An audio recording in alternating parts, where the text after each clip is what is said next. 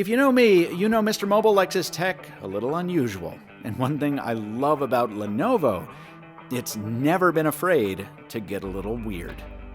From CES 2020 in Las Vegas, a dual-screen laptop you can write on, and a notebook with a screen that you can fold in half.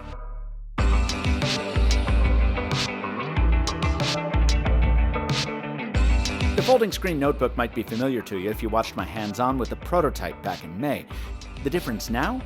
It's got a name, it's got a price, and not only did Lenovo let me film it from all angles this time, it even busted one open so we could see the guts. Before we get to that, I want to hit the other laptop across the room, the one that's actually brand new at CES.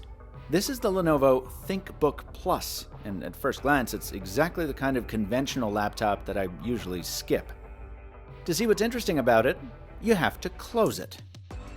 Yep, that's e-ink, a little under 11 inches worth. There's a Wacom digitizer, so you can use a stylus with it, though there's no silo for the stylus, so you've got to be okay with sticking it to the side with magnets. If you've got nothing to sketch, you can use the little mode selector down here to take in a book on the Kindle app or display a PDF. And then there's this minimal desktop kind of thing, which displays a wallpaper of your choice and can also pop up your agenda for the day to give you a little glanceable utility. Finally, there's an Alexa button, so you don't need to open the laptop to use it. I think I like this thing mostly for its potential. I mean, after decades of laptops with dumb, functionless covers, it's refreshing to see someone think outside the box. Or, think differently on the outside of the box. Oh, God. But I'm not sure any of the demo use cases really nail it. I mean, Kindle is a no-brainer with an e-ink screen, but no one wants to use an e-book this big and heavy. What'll make or break it for me is how many notifications I can get on the outside display and from which apps they're supported. We'll see about that when I get around to the full review, and if you already know you want one, this is expected in March for a buck shy of $1,200. The highlight of the day will cost you more than twice that when it goes on sale in mid-2020, but given its potential to redefine the way laptops work, I think that's fair. The ThinkPad X1 Fold does just what it says on the box. It folds. But unlike Samsung's Galaxy Fold, which comes with enough warnings to make you worry about ever touching its main display, to hear Lenovo tell it, the ThinkPad X1 Fold is built to take some abuse.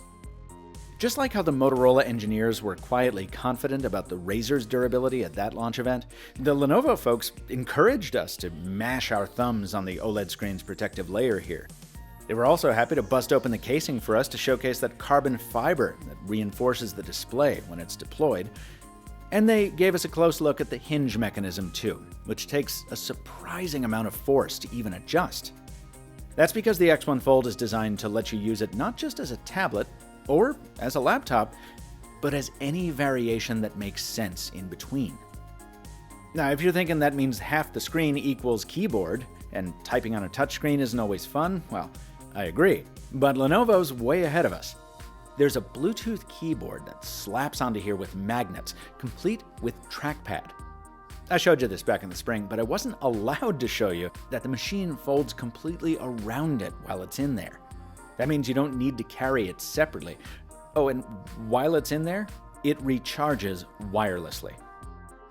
In the same vein, the stand here that lets you use the X1 in tablet mode, it'll cost something like $30, but you don't need that either. The leather wraparound contains its own kickstand, and it's also got a loop for the pen. The power for all this comes from a Lakefield processor, which is Intel's answer to those Qualcomm always-connected PCs I've been talking about for a while, so in theory this should pack some pretty excellent battery life. But I'm less worried about that than I am about the software.